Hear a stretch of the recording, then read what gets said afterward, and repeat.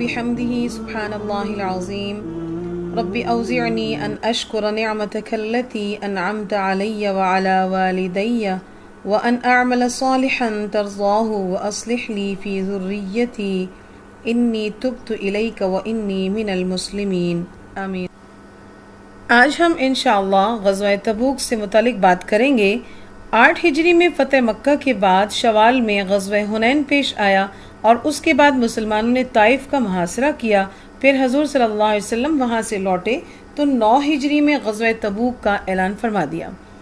اس جنگ کی ضرورت اس لیے بھی پیش آئی کہ رومیوں کے بادشاہ ہرقل نے اس کے خوشامدیوں نے یہ مشہور کر دیا کہ عرب کا مدعی نبوت فوت ہو چکا ہے اور ملک میں افراتفری پھیلی ہوئی ہے۔ ملک میں قحط سالی کا بھی دورہ ہے، لہٰذا سرزمین عرب پر حملہ کرنے کا یہ ایک بہترین موقع ہے۔ اس زمانے میں مصر، شام، فلسطین، حمص، ایشیائے کوچک کے اطراف میں رومیوں کا تسلط تھا اور وہ سرزمین عرب پر بھی اپنا تسلط جمانا چاہتے تھے۔ یہ وہی ہرقل ہے جس کی طرف رسول اللہ صلی اللہ علیہ وسلم نے اسلام کا دعوت نامہ بھی بھیجا تھا، مگر یہ اس کی بدبختی تھی کہ اپنی بادشاہت کے تحفظ کے خاطر اس نے ایمان قبول نہ کیا۔ طائف سے واپسی کے وقت مدینہ شریف کے جو حالات تھے،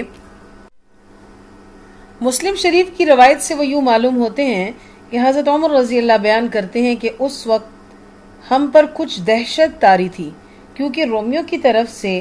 جنگی تیاریوں کی مسلسل خبریں آ رہی تھیں۔ چنانچہ ہرقل نے کباد نامی ایک شخص کی کمان میں 40,000 کا ایک لشکر عرب پر حملہ کرنے کے لیے دے دیا۔ شام کے علاقوں میں عربوں کے بعض قبائل مثلا لحم، عاملہ، غسان اور جزام وغیرہ آباد تھے جنہوں نے عیسائیت قبول کر رکھی تھی اور وہ رومیوں کے ماتحت تھے۔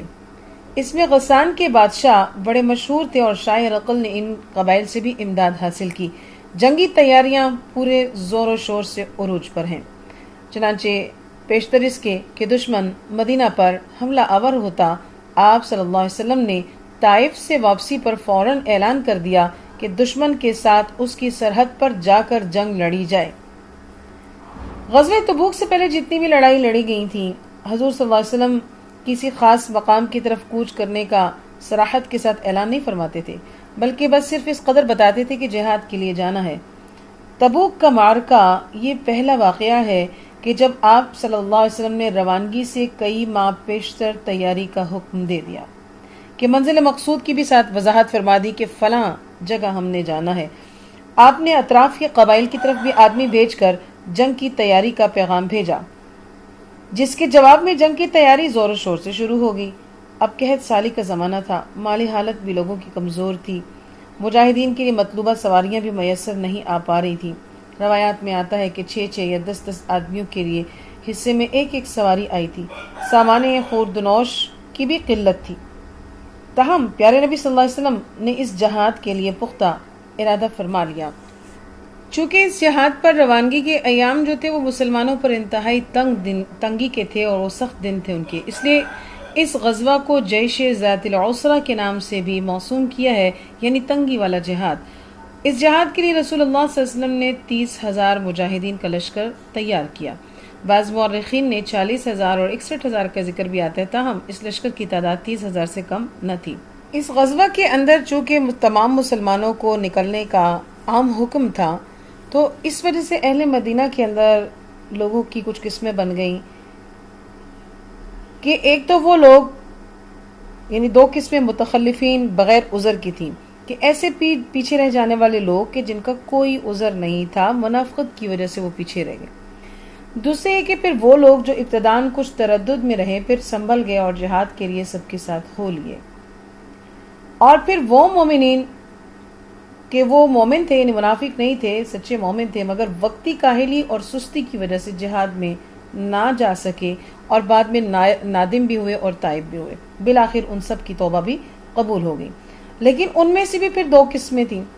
کہ جو مخلصین مؤمنین تھے اور کاہلی اور سستی کی وجہ سے نہ جا پائے، تو ان کی 2 قسم ہو گئی۔ یہ کل 10 آدمی تھے، جن میں سے 7 آدمیوں نے تو رسول اللہ صلی اللہ علیہ وسلم کی واپسی کے بعد فوراً اپنی ندامت اور توبہ کا اظہار اس شان سے کیا کہ اپنے آپ کو مسجد نبوی کے ستونوں سے باندھ لیا کہ جب تک ہماری توبہ قبول نہیں ہوگی بندے رہیں گے۔ ان کی آیت توبہ تو اسی وقت نازل ہو گئی۔ کہ اللہ نے ان کی توبہ کو قبول فرما لیا۔ باقی رہ گئے 3 وہ آدمی جنہوں نے عمل نہیں کیا، ان کے بارے میں رسول اللہ صلی اللہ علیہ وسلم نے صحابہ کرام کو مقاطعہ کا حکم دے دیا کہ کوئی ان کے ساتھ سلام کلام نہ کرے، جن سے یہ حضرات سخت پریشان ہو گئے۔ سورۃ التوبہ کی آیت وعلی الثلاثۃ الذین خلفوا میں انہی تینوں حضرات کی طرف اشارہ ہے کہ جن کی توبہ کا معاملہ مؤخر کر دیا گیا۔ وہ 3 حضرات حضرت کعب بن مالک، مرارہ بن ربیع،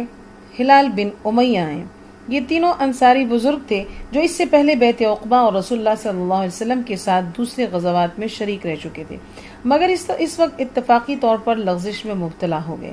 اور پیچھے رہ گئے۔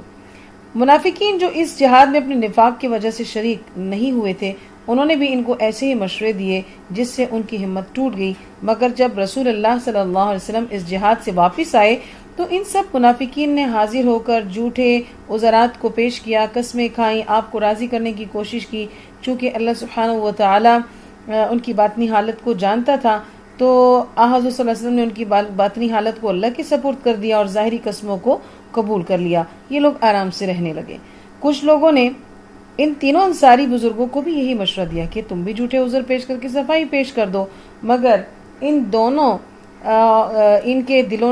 تینوں کے دلوں نے ملامت کی کہ ایک گناہ تو جہاد میں تخلف کا ہو گیا، اب دوسرا گناہ جو ہے وہ رسول اللہ صلی اللہ علیہ وسلم کے سامنے جھوٹ بولنے کا لیے کر لیں، تو اس لیے صاف اپنے قصور کا اعتراف کر لیا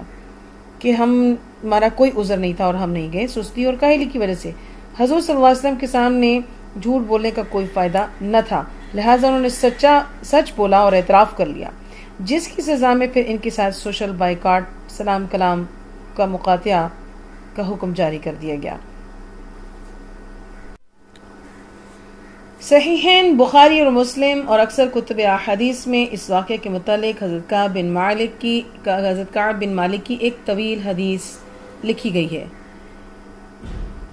اس کا ترجمہ یہاں پہ ہم آپ کے ساتھ شیئر کریں گے کہ ان 3 بزرگوں میں سے ایک کعب بن مالک رضی اللہ عنہ تھے۔ انہوں نے اپنا واقعہ تفصیل کے ساتھ یوں بیان کیا ہے،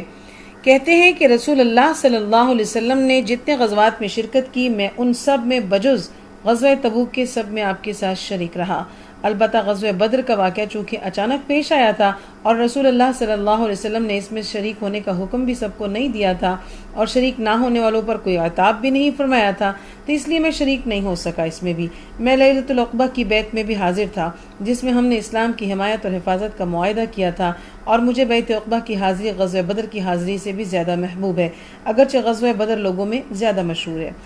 اور میرا واقعہ غزوہ تبوک میں غیر حاضری کا یہ ہے کہ میں کسی وقت بھی اس وقت سے زیادہ خوشحال اور مالدار نہ تھا، یعنی یہ اعتراف تھا کہ میرے پاس سواری نہیں تھی یا میں کمزور تھا یا مشکل میں تھا، نہیں، کہا کہ میں سب سے زیادہ ان دنوں میں خوشحال تھا اور اس سے زیادہ کبھی مالدار نہیں ہوا تھا۔ بخدا میرے پاس کبھی اس سے پہلے 2 سواریاں نہیں جمع ہوئی تھی جو اس وقت موجود تھیں۔ رسول اللہ صلی اللہ علیہ وسلم کی عادت شریفہ غزوات کے معاملے میں یہ تھی کہ مدینہ سے نکلنے کے وقت اپنے ارادے کا اخفا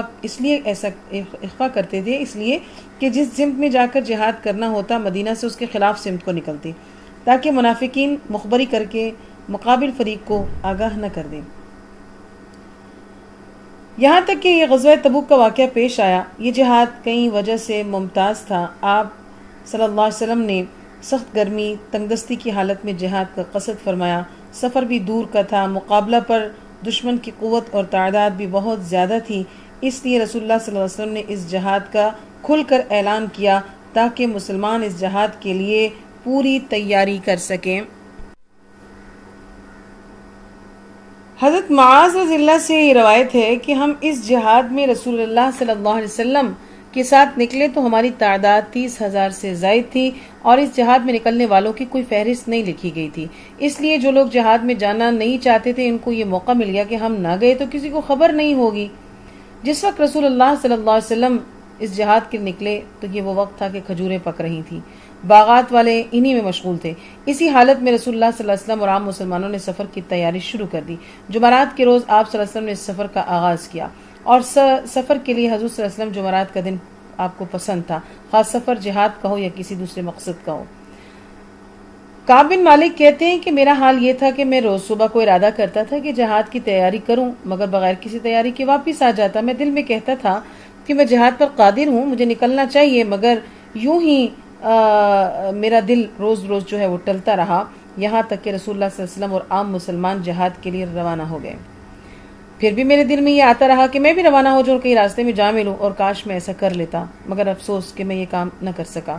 رسول اللہ صلی اللہ علیہ وسلم کی تشریف لے جانے کے بعد جب میں مدینہ میں کہیں جاتا تو یہ بات مجھے غمگین کرتی تھی کہ اس وقت پورے مدینہ میں یا تو وہ لوگ نظر میں پڑتے تھے جو نفاق میں ڈوبے ہوئے تھے، یا پھر ایسے بیمار معذور جو سفر کے قابل نہیں تھے، اور دوسری طرف پوری راستہ میں رسول اللہ صلی اللہ علیہ وسلم کو میرا خیال کہیں نہیں آیا، یہاں تک کہ آپ تبوک پہنچ گئے۔ اس وقت آپ صلی اللہ علیہ وسلم نے ایک مجلس میں ذکر کیا کہ کعب بن مالک کو کیا ہوا، وہ کہاں ہیں؟ بنو سلمہ کے لوگوں میں سے ایک شخص نے کہا کہ یا رسول اللہ صلی اللہ علیہ وسلم، ان کو جہاد سے ان کے عمدہ لباس اور اس پر نظر کرتے رہنے نے روک دیا۔ حضرت معاذ بن جبل رضی اللہ عنہ نے عرض کہا کہ تم نے تو یہ بہت بری بات کہی، یا رسول اللہ صلی اللہ علیہ وسلم، بخدا میں ان میں خیر کے سوا کچھ نہیں پاتا ہوں۔ یہ مخلص دوستی تھی، اور یہاں سے یہ بات بھی ہمیں معلوم ہوتی ہے کہ کسی کا پیچھے رہ جانے پر بدگمانی جو ہے وہ نہیں کرنی چاہیے، کیونکہ باطن کا حال اللہ ہی جانتا ہے۔ تو ایک نے کہا کہ ان کی وہ مال یا ان کے بہتر لباس نے ان کو روک دیا، تو معاذ بن جبل نے کہا کہ نہیں، ہم ان کے اندر خیر کے سوا کچھ نہیں پاتے۔ یہ سن کر رسول اللہ صلی اللہ علیہ وسلم خاموش ہو گئے۔ حضرت کعب رضی اللہ کا بیان ہے کہ جب مجھے یہ خبر ملی کہ رسول اللہ صلی اللہ علیہ وسلم واپس تشریف لا رہے ہیں تو مجھے فکر ہوئی، اور قریب تھا کہ میں اپنی غیر حاضری کا کوئی عذر گھبرا کر تیار کر لیتا اور ایسی باتیں پیش کر دیتا کہ جس کے ذریعے رسول اللہ صلی اللہ علیہ وسلم کی ناراضی سے نکل جاتا، اور اس کے لیے اپنے اہل اور دوستوں سے بھی مدد لے دیتا۔ میرے دل میں خیالات اور وساوس گھومتے رہے، یہاں تک کہ جب یہ خبر ملی کہ حضور صلی اللہ علیہ وسلم تشریف لے آئے ہیں تو خیالات فاسدہ نے میرے دل سے خیالات فاسدہ مٹ گئے۔ میں نے سمجھ لیا کہ میں آپ صلی اللہ علیہ وسلم کی ناراضگی سے کسی ایسی بنیاد سے نہیں نکل سکتا کہ جس میں جھوٹ ہو۔ میں نے بالکل سچ بولنے کا عزم کر لیا، اور مجھے صرف سچ ہی نجات دلا سکتا تھا۔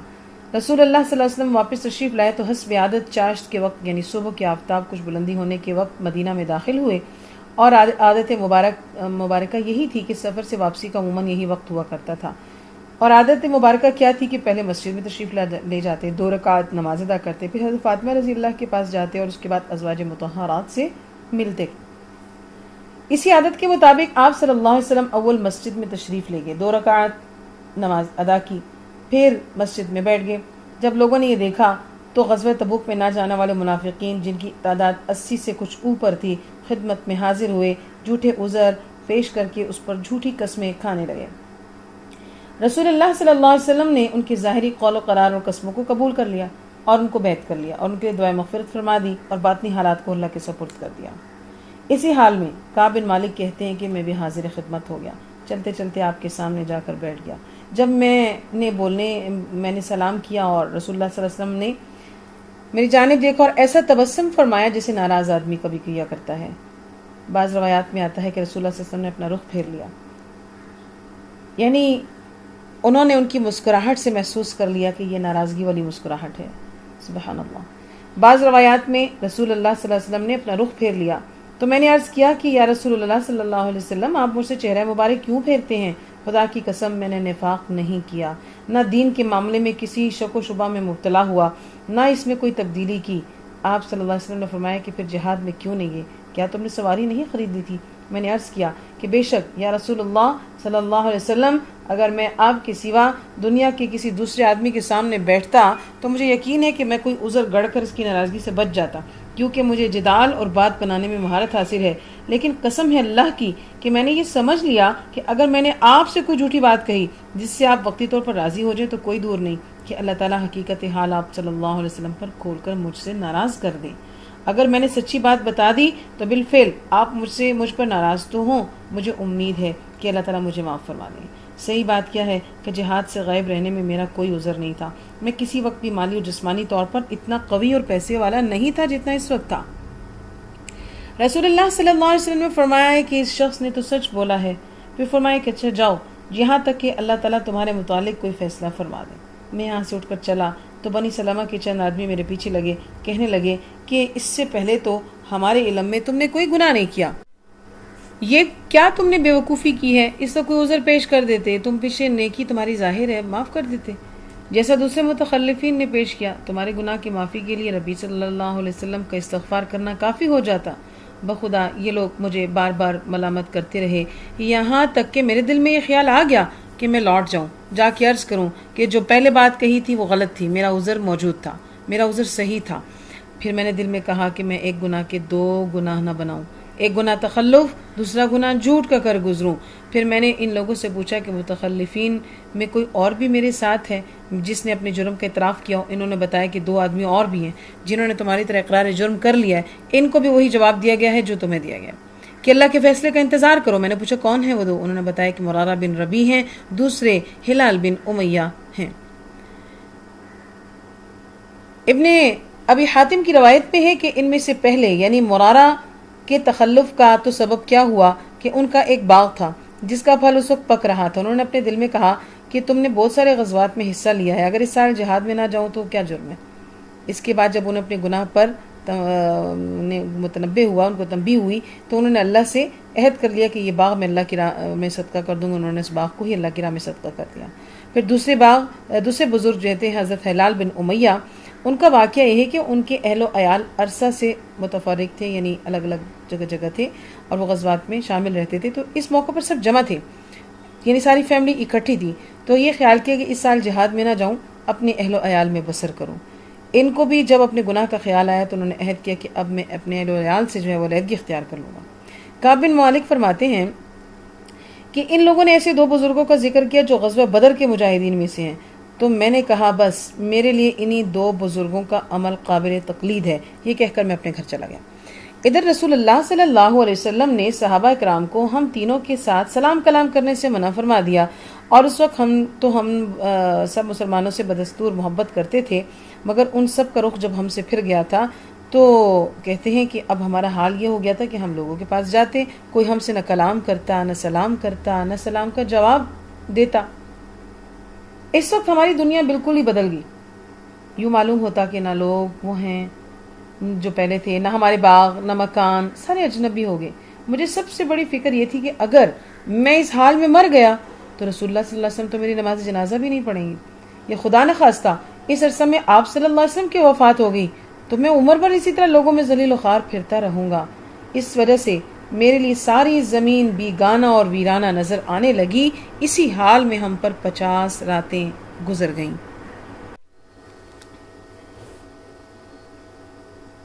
اس زمانہ میں میرے دونوں ساتھی مرارہ اور ہلال تو شکستہ دل ہو کر گھر میں بیٹھے رہے اور دن اور رات روتے تھے، لیکن میں جوان آدمی تھا، باہر نکلتا، چلتا پھرتا، نماز میں سب مسلمانوں کے ساتھ شریک ہوتا، بازاروں میں پھرتا، لیکن مگر مجھ سے کوئی کلام نہیں کرتا تھا، نہ میرے سلام کا جواب دیتا تھا۔ رسول اللہ صلی اللہ علیہ وسلم کی مجلس میں نماز کے بعد حاضر ہوتا اور سلام کرتا تو یہ دیکھا کرتا تھا کہ رسول اللہ صلی اللہ علیہ وسلم کے لب مبارک کو جواب سلام کے لیے حرکت ہوئی یا نہیں۔ پھر میں آپ کے قریب ہی نماز پڑھتا تو نظر چرا کر آپ کی طرف دیکھتا تو معلوم ہوتا کہ جب میں نماز میں مشغول ہو جاتا ہوں تو آپ صلی اللہ علیہ وسلم میری طرف دیکھتے ہیں، اور جب میں آپ کی طرف دیکھتا ہوں تو رخ پھیر لیتے ہیں۔ جب لوگوں کی یہ بے وفائی دراز ہوئی تو ایک روز میں اپنے چچا زاد بھائی حضرت قتادہ رضی اللہ کے پاس گیا، جو میرے سب سے زیادہ اچھے دوست تھے۔ ان کی باغ کی دیوار کو میں پھاند کر داخل ہوا، ان کو سلام کیا، خدا کی قسم انہوں نے بھی میرے سلام کا جواب نہیں دیا۔ میں نے پوچھا کہ اے قتادہ، کیا تم نہیں جانتے کہ میں اللہ تعالیٰ اور رسول اللہ صلی اللہ علیہ وسلم سے محبت رکھتا ہوں؟ اس پر بھی قتادہ نے خاموشی اختیار کی، کوئی جواب نہیں دیا۔ تو جب میں نے بار بار یہ سوال دہرایا تو تیسری یا چوتھی مرتبہ انہوں نے صرف اتنا کہا کہ اللہ جانتا ہے اور اس کا رسول صلی اللہ علیہ وسلم۔ کعب بن مالک کہتے ہیں کہ میں رو پڑا، اس طرح دیوار پھاند کر اسی طرح واپس باغ سے باہر آ گیا۔ اسی زمانہ میں ایک روز میں نے مدینہ کے بازار میں چل رہا تھا کہ اچانک ملک شام کا ایک شخص جو غلہ فروخت کرنے کے لیے شام سے مدینہ میں آیا ہوا تھا، اس کو دیکھا تو لوگوں سے پوچھ رہا تھا کہ کیا کوئی مجھے کعب بن مالک کا پتہ بتا سکتا ہے؟ لوگوں نے مجھے دیکھ کر میری طرف اشارہ کیا۔ وہ آدمی میرے پاس آیا اور مجھے شاہ غسان کا ایک خط دیا جو ایک ریشمی رومال پر لکھا ہوا تھا، جس کا مضمون یہ تھا کہ اما بعد مجھے یہ خبر ملی ہے کہ آپ کے نبی نے آپ سے بے وفائی کی ہے صلی اللہ علیہ وسلم اور آپ کو دور کر رکھا ہے۔ اللہ تعالیٰ نے تمہیں ذلت اور ہلاکت کی جگہ میں نہیں رکھا، تم اگر ہمارے یہاں آنا پسند کرو تو آ جاؤ، ہم تمہاری مدد کریں گے۔ یعنی بیرونی طاقتیں یوں خریدا کرتی ہوتی ہیں، میں نے جب یہ خط پڑھا تو کہا کہ یہ تو ایک اور امتحان اور آزمائش ہوگی میری، اہل کفر کو مجھ سے امید لگ گئی ہے، مجھ سے توقع ہو گئی کہ میں ان سے مل جاؤں گا۔ میں نے یہ خط لے کر آگے بڑھا اور دکان پہ لگے ایک تنور کے اندر اس کو جھونک دیا۔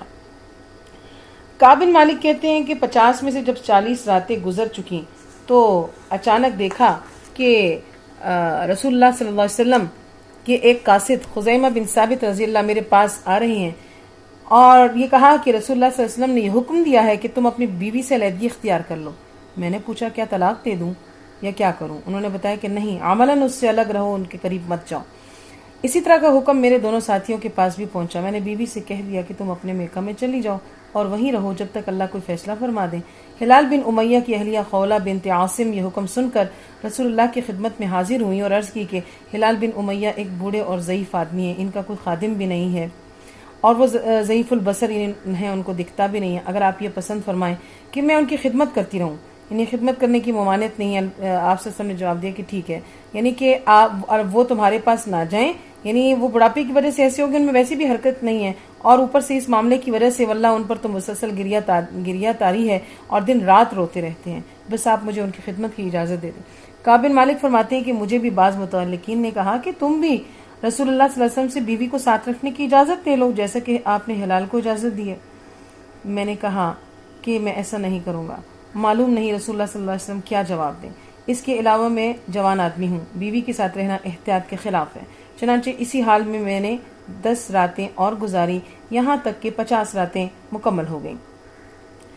اس وقت ہماری توبہ رسول اللہ صلی اللہ علیہ وسلم پر 1/3 رات گزرنے کے وقت نازل ہوئی۔ ام المؤمنین حضرت ام سلمہ رضی اللہ عنہا جو اس وقت حاضر تھی، انہوں نے عرض کیا کہ اجازت ہو تو کعب بن مالک کو اس وقت خبر کر دیجئے۔ یہاں پہ نوٹ کرنے کی بات کہ سب تڑپ رہے تھے جتنے بھی، خود رسول اللہ، جیسے کہ حضرت کعب بن مالک کہتے ہیں کہ جب میں نماز میں مشغول ہوتا ہوں، پیارے نبی صلی اللہ علیہ وسلم میری جانب دیکھ رہے ہوتے ہیں، کیوں کہ یہ وہ محبت، کہ یہ مخلص لوگ تھے، ان کے لیے اللہ کی طرف سے کیا حکم آئے گا، سب اس انتظار میں تھے۔ ہر بندہ جیسے اس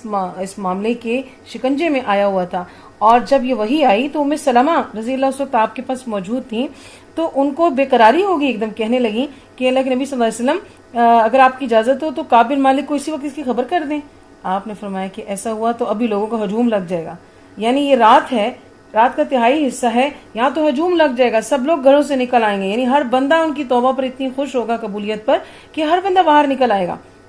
رات کی نیند مشکل ہو جائے گی، یعنی لوگوں کے آرام میں خلل پڑے گا، صبح کا انتظار کرنا ہوگا۔ کعب بن مالک فرماتے ہیں کہ 50ویں رات کے بعد صبح کی نماز پڑھ کر میں اپنے گھر کی چھت پر بیٹھا تھا، اور حالت وہ تھی کہ جس کا ذکر اللہ نے قرآن میں کیا کہ مجھ پر میری جان اور زمین باوجود وسعت کے تنگ ہو چکی تھی۔ اچانک میں نے سلع پہاڑ کے اوپر سے کسی چلانے والے آدمی کی آواز سنی جو بلند آواز سے کہہ رہا تھا، اے کعب بن مالک بشارت ہو۔ محمد بن عمر کی روایت میں آتا ہے کہ یہ بلند آواز سے کہنے والے ابو بکر تھے، جنہوں نے جبل سلع پر چڑھ کر یہ آواز دی کہ اللہ نے کعب کی توبہ قبول فرما لی، بشارت ہو۔ ایک روایت میں یہ آتا ہے کہ کعب بن مالک کو یہ خوشخبری سنانے کے لیے 2 اشخاص دوڑ پڑے، ان میں سے ایک آگے بڑھ گیا تو جو پیچھے رہ گیا تو اس نے کیا کیا کہ وہ سلع پہاڑی پر چڑھا اور اس نے آواز دی اور کہا کہ آپ کو بشارت مبارک ہو۔ تو یہ دوڑنے والے 2 بزرگ حضرات حضرت ابوبکر صدیق اور حضرت عمر فاروق رضی اللہ عنہما تھے کہ حضرت عمر فاروق ان تک پہنچنے کے لیے دوڑ پڑے آگے، تو جو وہ حضرت ابوبکر صدیق پیچھے رہ گئے، تو وہ پہاڑی پہ چڑھ کے انہوں نے وہیں سے آواز دے دی اور ان تک وہ آواز پہنچ گئی۔ یہاں پہ بھی ابوبکر صدیق رضی اللہ پہل کر جانے والے، سبقت لے جانے والوں میں جو ہے ان کا نام آ گیا۔ کعب بن مالک فرماتے ہیں کہ یہ آواز سن کر میں سجدے میں گر گیا، انتہائی فرحت سے رونے لگا اور مجھے معلوم ہو گیا کہ اب کشادگی آ گئی ہے۔ رسول اللہ صلی اللہ علیہ وسلم نے صبح کی نماز کے بعد صحابہ کرام کو ہماری توبہ قبول ہونے کی خبر دی تھی، اور اب سب طرف سے لوگ ہم تینوں کو مبارکباد دینے کے لیے دوڑ پڑے۔ بعض لوگ گھوڑے پر سوار ہو کر میرے پاس پہنچے، مگر پہاڑ سے آواز دینے والے کی آواز سب سے پہلے پہنچ گئی۔ کعب بن مالک کہتے ہیں کہ میں رسول اللہ صلی اللہ علیہ وسلم کی خدمت میں حاضری کے لیے نکلا تو لوگ جوک در جوک مجھے مبارکباد دینے کے لیے آ رہے تھے۔ کعب فرماتے ہیں کہ میں مسجد نبوی میں داخل ہوا تو دیکھا کہ رسول اللہ صلی اللہ علیہ وسلم تشریف فرما ہے اور آپ کے گرد صحابہ کرام کا مجمع ہے۔ سبحان اللہ، یعنی کہ استقبال کے لیے ایک مجمع موجود ہے نبی اکرم صلی اللہ علیہ وسلم کے ارد گرد، اور سب سے پہلے مجھے دیکھ کر طلحہ بن عبید اللہ کھڑے ہوئے، میری طرف لب کے مجھ سے مصافحہ کیا اور توبہ کی قبولیت پر مبارکباد دی۔ اور طلحہ رضی اللہ کا احسان میں کبھی نہیں بھولتا کہ جب میں نے رسول اللہ صلی اللہ علیہ وسلم کو سلام کیا تو آپ صلی اللہ علیہ وسلم کا چہرہ مبارک خوشی کی وجہ سے چمک رہا تھا۔ آپ نے فرمایا کہ کعب بشارت ہو تمہیں ایسے مبارک دن کی جو تمہاری عمر میں پیدائش سے لے کر آج تک سب سے زیادہ بہتر دن ہے۔ میں نے عرض کیا یا رسول اللہ صلی اللہ علیہ وسلم یہ حکم آپ کی طرف سے ہے یا اللہ تعالیٰ کی طرف سے ہے؟ آپ نے فرمایا کہ نہیں، یہ حکم اللہ تعالیٰ کا ہے، تم نے سچ بولا تھا، اللہ تعالیٰ نے تمہاری سچائی کو ظاہر فرما دیا۔ جب میں آپ کے سامنے بیٹھا تو عرض کیا کہ یا رسول اللہ صلی اللہ علیہ وسلم میری توبہ یہ ہے کہ میں اپنے سب مال و متاع سے نکل جاؤں، سب کو اللہ کی راہ میں صدقہ کر دوں۔ آپ نے فرمایا کہ نہیں، کچھ مال اپنی ضرورت کے لیے رہنے دو، یہ بہتر ہے۔ میں نے عرض کیا آدھا مال صدقہ کر دیتا ہوں، آپ نے اس سے بھی انکار کر دیا۔ پھر 1/3 مال کی اجازت مانگی تو آپ نے قبول فرما لیا، اور میں نے عرض کیا کہ یا رسول اللہ صلی اللہ علیہ وسلم مجھے اللہ نے سچ بولنے کی وجہ سے نجات دی ہے، میں عہد کرتا ہوں کہ جب تک زندہ ہوں کبھی سچ کے علاوہ کوئی کلمہ نہیں بولوں گا۔ پھر فرمایا کہ جب سے میں نے رسول اللہ صلی اللہ علیہ وسلم سے سچ بولنے کا یہ عہد کیا تو الحمدللہ آج تک کوئی کلمہ جھوٹ کا میری زبان پر نہیں آیا، اور مجھے امید ہے کہ اللہ تعالیٰ باقی زندگی میں بھی مجھے اس سے محفوظ رکھیں گے۔ کعب بن مالک فرماتے ہیں کہ